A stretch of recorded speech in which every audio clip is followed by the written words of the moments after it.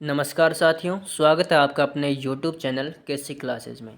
तो साथियों, इस वीडियो में हम लोग जानेंगे कि भूगोल की दैनिक पाठ्य योजना किस तरह से तैयार करें। तो अपन बिल्कुल पूरी डायरी आपको इस वीडियो में दिखाने वाले हैं, तो आप बिल्कुल भी वीडियो को स्किप ना करें। और आपको यदि देखकर बनानी है तो वीडियो को स्किप या फिर रोक कर आप डायरी को तैयार कर सकते हैं। तो गाइज, बिना देरी किए हम डायरी को बनाना शुरू करते हैं, ताकि आपको टाइम भी ना लगे, वीडियो ज़्यादा लंबी नहीं बननी चाहिए। तो गाइज, वीडियो शुरू करते हैं अपन। तो सबसे पहले आपको पता है कि हमें सबसे पहले जिस विद्यालय में जो कि हमारे लिए अलॉट हुई है उसका नाम डालते हैं। उसके नीचे कक्षा लिखते हैं जिस कक्षा के लिए अपन बना रहे हैं। इसके साइड में दिनांक है, दिनांक आपको दिखाई दे रही होगी। तो यहाँ पर अपन दिनांक ऐड करेंगे जिस दिन अपन ये दिनांक उस दिन की डालेंगे जिस दिन अपन बच्चों को पढ़ा रहे हैं, और कालांश जिस कालांश में अपन बच्चों को पढ़ा रहे हैं। ठीक है। अब इसमें सबसे पहले आता है शिक्षण उद्देश्य और अपेक्षित व्यवहारगत परिवर्तन, यानी कि अपन के उद्देश्य, किस उद्देश्य को लेकर अपन ने डायरी बनाई है या फिर बच्चों को पढ़ाया है। ठीक है। और अपन के पढ़ाने के बाद बच्चों में क्या क्या परिवर्तन आया है, तो ये हम इसमें देखेंगे और इसमें लिखना है। तो आप बारी बारी जैसे लिख सकते हैं। सभी को पता है कि कितने उद्देश्य होते हैं। टोटल उद्देश्य होते हैं 6। ज्ञानात्मक, अवबोध, ज्ञानोपयोग, कौशल, अभिरुचि एवं अभिवृत्ति। तो यहाँ पर इन सभी के लिए हमें कम से कम 2-2 पॉइंट इनमें लेने हैं। जैसे ज्ञानात्मक में छात्र आकाशीय पिंड का प्रत्यास्मरण कर सकेंगे, छात्र आकाशीय पिंड का प्रत्याभिज्ञान कर सकेंगे। ठीक है। इसी प्रकार अवबोध में है छात्र आकाशीय पिंड की व्याख्या कर सकेंगे, छात्र आकाशीय पिंड को समझ सकेंगे। ज्ञानोपयोग में हम 2 जो अपेक्षाकृत व्यवहारगत परिवर्तन लिखेंगे, तो वो होंगे छात्र आकाशीय पिंड से संबंधित ज्ञान का उच्च अध्ययन में उपयोग कर सकेंगे। और दूसरा अपन लिख सकते हैं कि इनसे प्राप्त ज्ञान को दैनिक जीवन की नवीन परिस्थितियों में उपयोग कर सकेंगे। इसी प्रकार अपन सभी कौशल को अपन पूर्ति करते हुए चलेंगे। इसके बाद आएगी हमारी शिक्षण सहायक सामग्री, जो कि नेक्स्ट पेज पर दी होगी। तो यहाँ पर हमें लिखना है लपेट फलक, श्यामपट्ट, चौक, डस्टर, संकेतक एवं समस्त कक्षा उपयोगी सहायक सामग्री। पूर्व ज्ञान अपन कह सकते हैं, क्योंकि आकाशीय पिंड के बारे में हमें यह लेसन प्लान तैयार करना है, तो छात्र आकाशीय पिंड की सामान्य जानकारी रखते हैं। ठीक है। इसके बाद आपको प्रस्तावना तैयार करनी है। सबसे पहले अपन प्रस्तावना प्रश्न करेंगे, यानी छात्र अध्यापक क्रियाएं, जो अपन कक्षा में बच्चों से पूछेंगे और उस पर बच्चे क्या प्रतिक्रिया देते हैं उसको अपन इधर लिखेंगे। तो अपन बना सकते हैं कम से कम 5 प्रश्न या फिर कम से कम 4 प्रश्न यहाँ पर होने जरूरी हैं। उसके बाद उद्देश्य कथन लिखते हैं, जैसे आज हम आकाशीय पिंड का विस्तार पूर्वक अध्ययन करेंगे।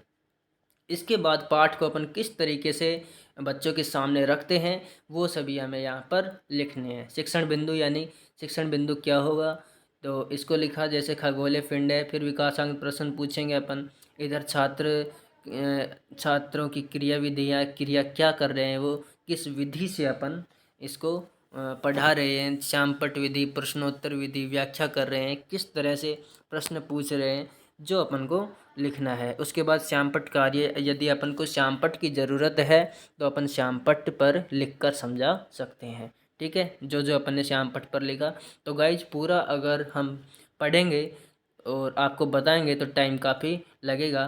तो गाइज आप बिल्कुल भी टेंशन ना लें, बिल्कुल धीरे धीरे अपन आगे बढ़ते हैं। आप साथ के साथ इसको उतारते रहिए। ठीक है। तो गाइज इस तरह से हमारा क्या हो जाता है, एक पॉइंट ख़त्म हो जाता है। उसके बाद बोध प्रश्न पूछे जाते हैं। तो बोध प्रश्न के बाद इसका द्वितीय पॉइंट आएगा, जो कि भारतीय पंचांग। ठीक है। इसमें विकासात्मक प्रश्न पूछे जाएंगे। फिर छात्र अध्यापक कथन होगा। इधर बच्चे, और यहाँ पर प्रविधि, और यहाँ पर साइड में क्या लिख सकते हैं अपन, जो श्यामपट्ट पर कार्य कर रहे हैं उसको दर्शा सकते हैं। ठीक है। तो आप बिल्कुल आसानी से वीडियो को रोककर आप इसको ऐसे कि ऐसे आप इसको अपनी दैनिक पाठ योजना के अंदर जो डायरी दी है उसमें आसानी से छाप सकते हैं। तो देखिए गाइज, जैसे तीसरा पॉइंट है सौर मंडल और इसके ग्रह, तो विकासात्मक प्रश्न पूछे गए हैं। उसके बाद छात्र अध्यापक कथन है, बौद्ध प्रश्न है। बौद्ध प्रश्न में पूछा है सूर्य के चारों ओर ग्रह किस मार्ग में परिक्रमा करते हैं।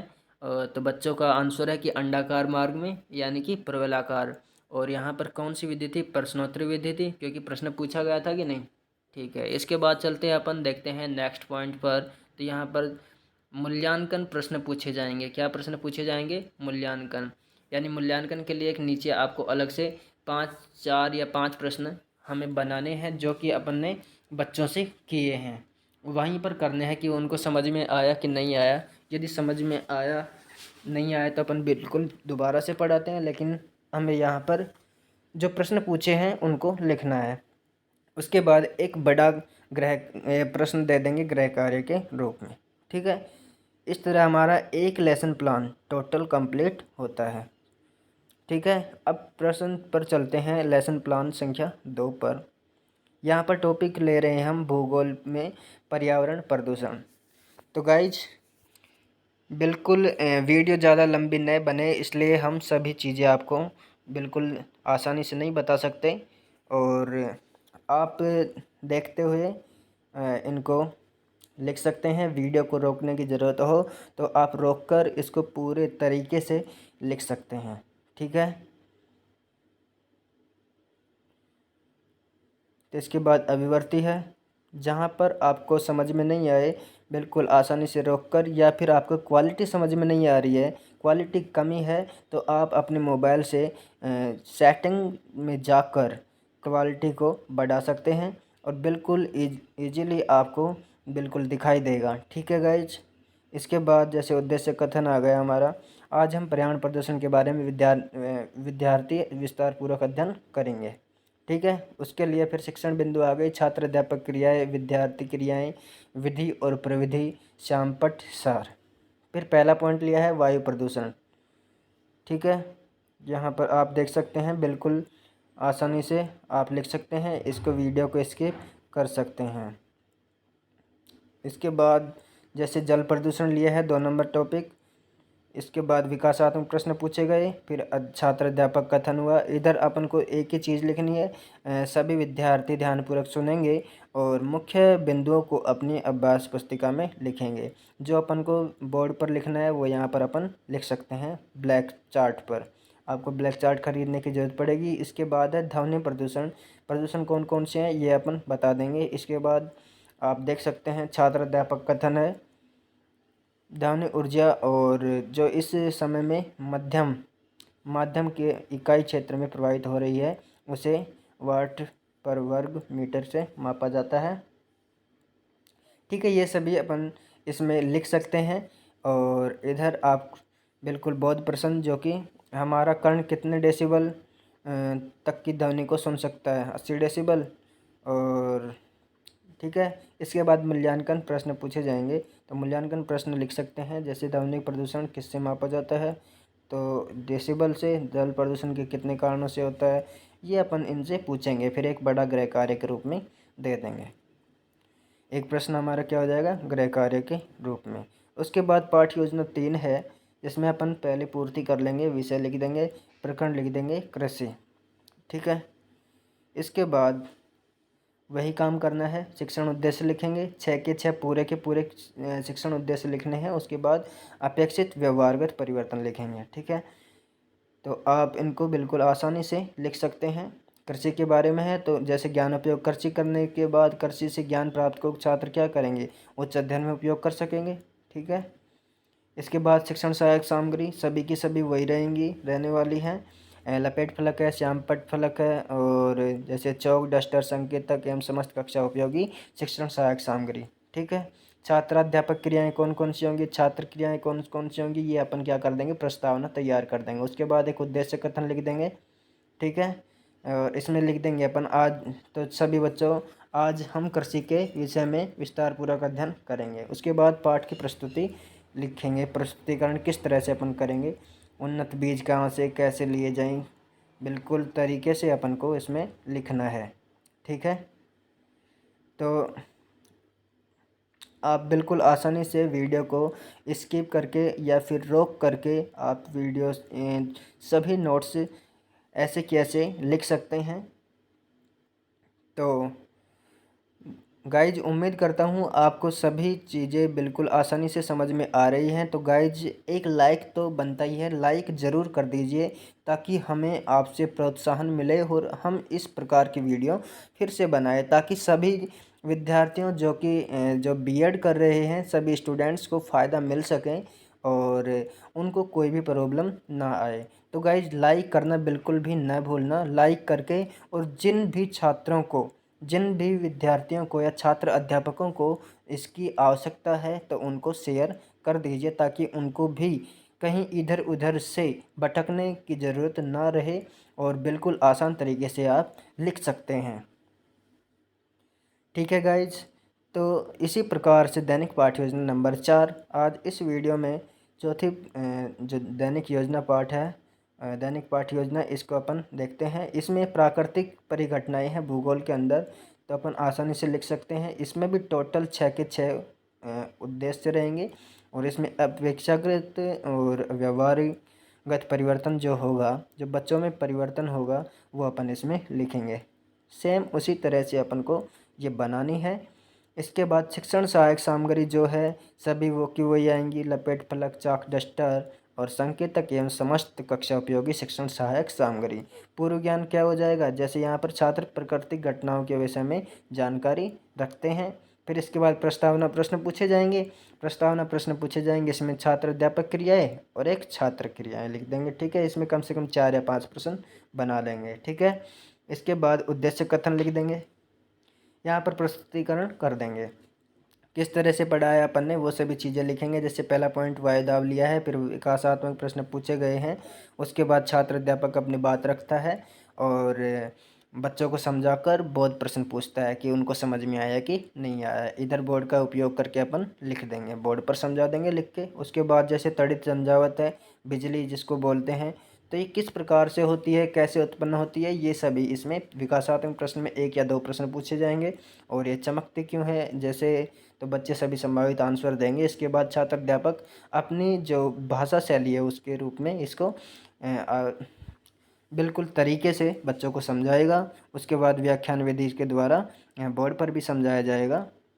ठीक है, फिर उसके बाद बोध प्रश्न पूछे जाएंगे कि उनको समझ में आया कि नहीं आया। फिर बोध प्रश्न पूछ के अगले टॉपिक की शुरुआत करेंगे। जैसे तीसरा टॉपिक है यहाँ पर चक्रवात, विकासात्मक प्रश्न पूछे जाएंगे सबसे पहले, और फिर मतलब पैटर्न सेम ही होने वाला है। सबसे पहले विकासात्मक प्रश्न पूछे जाएंगे ताकि बच्चे उनमें इंटरेस्ट ले सके, उस टॉपिक को पढ़ने के लिए इंटरेस्ट ले सकें। और फिर छात्र अध्यापक अपनी बात को रखता है, उसके बाद उनसे प्रश्न पूछता है ताकि उनको समझ में आया या फिर नहीं आया, बिल्कुल इजी तरीके से। तो यही काम रहने वाला है। फिर मूल्यांकन प्रश्न हो जाते हैं लास्ट में। जैसे क्लास छोड़ रहा है टीचर, तो जो प्रश्न पूछे जाते हैं, जो टीचर प्रश्न पूछता है, जिससे उसको पता चल जाता है कि बच्चों को समझ में आया कि नहीं आया। फिर एक गृह कार्य के रूप में एक बड़ा प्रश्न दे दिया जाता है। ठीक है, नेक्स्ट जो डायरी का दैनिक पाठ योजना का पार्ट है, और इसमें भी प्रकरण होगा वायु प्रदूषण के बारे में अपन को लिखना है। टोटल 6 पॉइंट होने वाले हैं। सेम तरीके से गाइज वीडियो ज़्यादा लंबी बन रही, इसलिए अपन इसको बिल्कुल सरल करेंगे और शॉर्ट में, ताकि आप लिखते रहिए, आपको भी कोई परेशानी ना हो। तो बिल्कुल आप रोक कर लिख सकते हैं गाइज। इतने पढ़कर या फिर इन आपको सुनाकर आपसे जल्दी से जल्दी हम इसकी क्रियाविधि को कंप्लीट नहीं कर सकते। तो गाइज इसको हम थोड़ा स्किप करेंगे, थोड़ा जल्दी करेंगे, ताकि वीडियो छोटा बने और आपके पास पूरी जानकारी भी पहुंच जाए। ठीक है गाइज, देखते हैं इसके बाद प्रश्न। जैसे वायु प्रदूषण के दुष्प्रभाव कौन कौन से हैं, ये सभी लिख देंगे।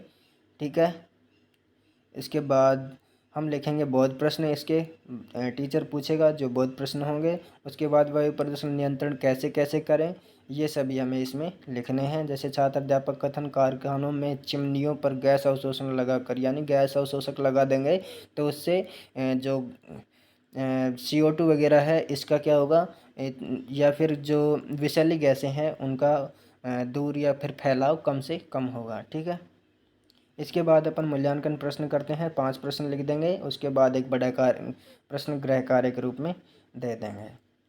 ठीक है, उसके बाद बहुत प्रश्न आ गए